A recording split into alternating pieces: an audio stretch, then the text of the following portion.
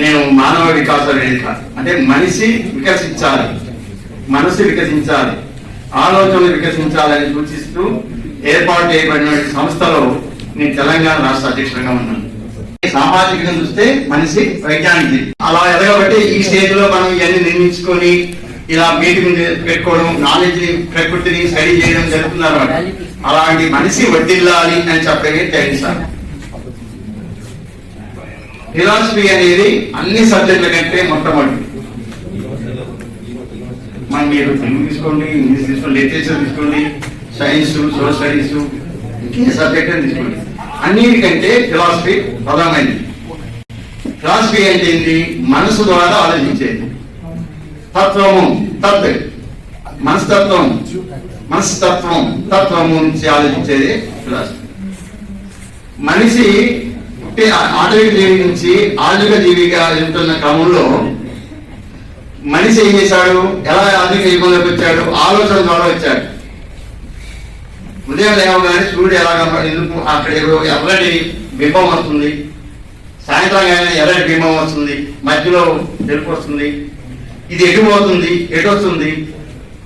15 రోజులకోసారి చీకటి పడతా నిండు ఏదో ఒకటి బంగారు వనంలో ఏదో కనిపిస్తుంది ఆకాశంలో. పక్షులు ఎలా ఎగగలుగుతున్నాయి, నీళ్ళలో చేపలు ఎలా ఎగగలుగుతున్నాయి, ఎందుకు ఎగురుతున్నాయి అనేది ఆలోచించడమే సత్యాన్వేషణ. కేవలం ఫుడ్ కోసం ఆహార అన్వేషణ చేస్తూ ఆహారాన్ని సేకరించుకొని తిని కూర్చోలే మనిషి. అలా కూర్చున్నట్టయితే ఆనాడు ఏనుగు కానీ, సింహం కానీ, ఆవులు కానీ, పశువులు కానీ ఏదైనా ఆనాటి నుంచి ఈనాడు ఏ స్థితిలో ఉన్నాయో అదే స్థితిలో మనిషి కూడా ఉండేవాడు. కానీ ఆలోచన, విజ్ఞత, వివేచన ఉండబట్టి అలా ఆలోచించాడు. ముఖ్యంగా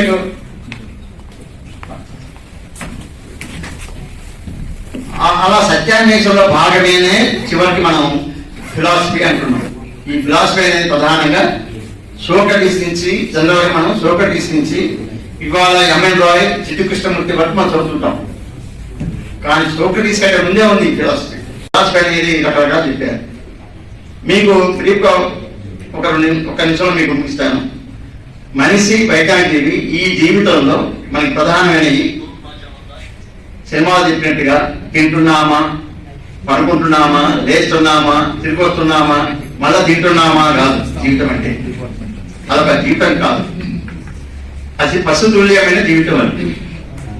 జీవితం అంటే జీవితం, వృత్తి, మూడోది ఉంటుంది ప్రవృత్తి.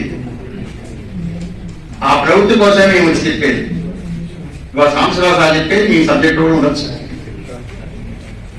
ఓన్లీ పుస్తకాలకి, పుస్తక పఠనానికే పరిమితం కాకుండా మీరు ఆ పుస్తకాలు చదివేదాన్ని మీ జీవితానికి అన్వయించుకొని అంటున్నాం. ఫిలాసఫీ రకరకాలు చెప్పారు. ఫిలాసఫీ దేవుడు ఉన్నారన్నారు, అన్నారు, లేదు ఉన్నాడో లేదని కూడా చెప్పిన వాళ్ళు ఉన్నారు. డయాస్టిక్ గా వోల్టేజ్ లాంటి వాళ్ళు. సోక్రటీస్ లాంటి వాడు నాస్తికుడు కాదు, కానీ నాలెడ్జ్ ఇస్ పవర్ అన్నాడు. చిట్టు కృష్ణమూర్తి మొట్టమొదట ఆధ్యాత్మికవాది. తర్వాత అతను దేవుడే అని చెప్తూ ఏ అతీత శక్తులు లేవంటూ చెప్పినటువంటి ఆలోచన ఫిలాసఫీ. ఎంఎన్ రాయ్ మనకు తెలుసు. ఈ రకంగా ఉన్నాయి కాబట్టి మీరు చదివిన తర్వాత మీకు ఏ సబ్జెక్ట్ వాళ్ళకు కూడా లేనటువంటి అవకాశం, జీవితాన్ని మలుచుకునేటువంటిది అవకాశం ఓన్లీ ఫిలాసఫీ వాళ్ళకే ఉంది. నేను సైన్స్ స్టూడెంట్ అయినప్పటికీ నాకు చిన్నతనం నుంచే ఫిలాసఫీ పట్ల, అంటే పుస్తకాల పట్ల కాదు, ఫిలాసఫీ పుస్తకాల పట్ల కాదు, ఆలోచించే తత్వం. Where is God, what is this casteism, ఈ కులాలు ఏంటి, మతాలు ఏంటి, ఈ అతీత శక్తులు ఏంటి, ఈ బాబా ఏంటి, ఈ బాబాలు ఇట్లా ఇట్లా తీస్తుండు, ఈ ఊదిని కాయకులు తీస్తుండు, గొంతు నుంచి లింగాన్ని తీస్తుండు, ఇవన్నీ ఏంటని ఆలోచించడమే ఫిలాసఫీ. దానికి ఆన్సర్ రాబట్టుకొని కూడా చెప్పే విధానం ఉంటుంది. ఒక ఆయన గోష్ఠు వేదాస్ అంటాడు, ఇంకొక ఆయన గోష్ఠు ఉపనిషత్స్ అంటాడు, ఇంకొక ఆయన గోష్ఠు నేచర్ అంటాడు, లూసే లాంటి వాడు. కాబట్టి మనం ఎటు పయనించాలనేది ఒక ఫిలాసఫీ వాళ్ళకి అవకాశం ఉంది. మన జీవితాన్ని మలుచుకోవాలి. ఎటువైపు మలుచుకోవాలి? హేతు వైపు మలుచుకోవాలి, శాస్త్రీయం వైపు మలుచుకోవాలి. కేవలం పుస్తకాలకి పరిమితమయ్యి 100కి 100 మార్కులు, 100కి 60 మార్కులు డిస్టింక్షన్ వస్తే సరిపోదు. నేను సైన్స్ స్టూడెంట్ అయినా కూడా ఎంఎస్సి సెకండ్ ఇయర్ నుంచి కంప్లీట్ గా నా ఇంట్లో ఉన్న అన్ని తీసేశాను. ఇవాళ కూడా ఫిలాసఫీ పుస్తకం చదువుతాను నేను. నా పేరు మీద ఫిలాసఫీ ఉంటుంది. చదివిన మాత్రమే టెంప్ట్ అయ్యి ఎవరో ఏదో చెప్పాడని అనుకుంటాను. నేను ఆలోచించే నా పై ఇష్టం. అదే మానవ వికాసం.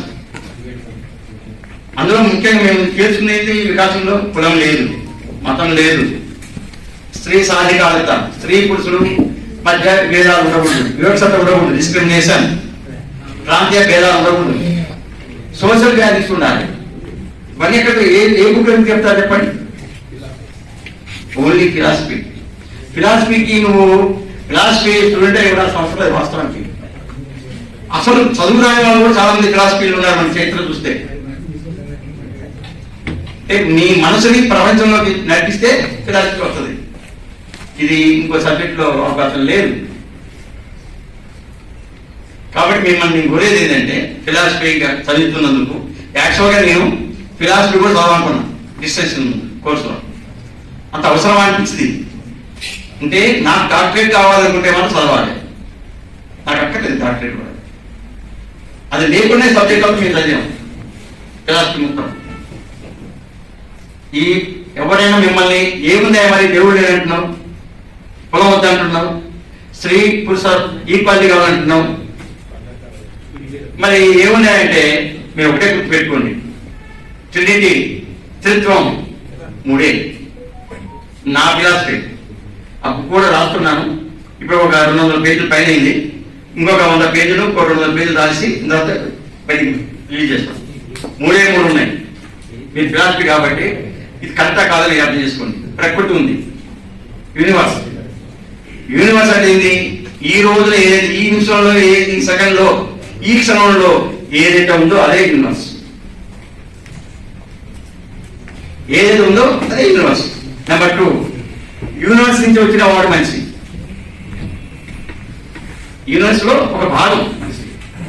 We are not separate. మూడోది ఏంది?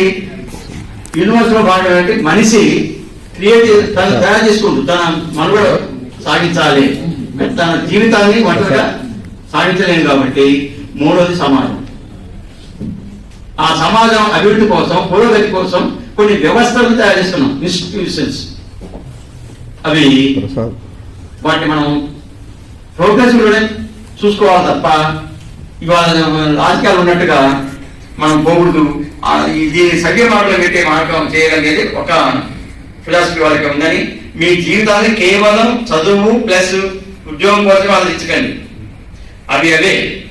కానీ మీ నిత్య జీవితాన్ని కూడా మీరు మార్చుకోండి. దానికి సపరేట్ అవసరం లేదు.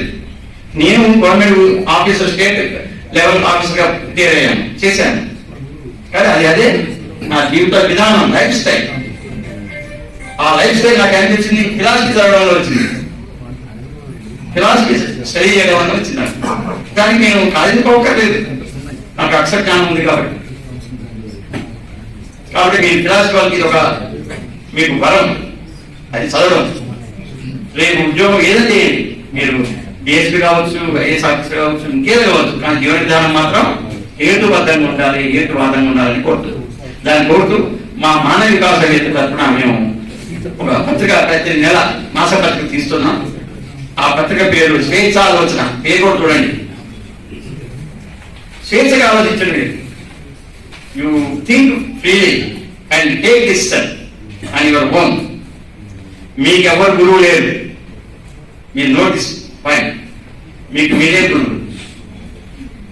మేము చెప్పామని, వారు చెప్పారని, ఇప్పుడు ఇందాక ప్రిన్సిపాల్ గారు చెప్పారని మీరు డెసిషన్ తీసుకోవాలి. దాన్ని దృష్టిలో పెట్టుకొని మేము మా పత్రికకి స్వేచ్ఛాలోచన పేరు పెట్టాము. ఇది మాస పత్రిక.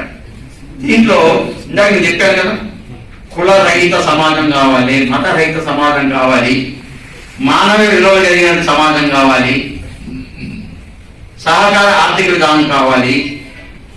ఇలా ఒక 9 అంశాలతో ఏర్పడినటువంటి ఆ చట్టంలో సంబంధించిన అంశాలకు సంబంధించినటువంటి ఆర్టికల్స్ ఉంటాయి.